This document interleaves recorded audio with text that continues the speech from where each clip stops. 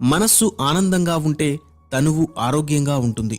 నీ మనస్సును గాయపరిచేది నీ ఆలోచనలు మాత్రమే. డబ్బును నీ చెమట నీళ్లతో సంపాదించు, ఇతరుల కన్నీళ్లతో కాదు. కోపం మహా చెడ్డది.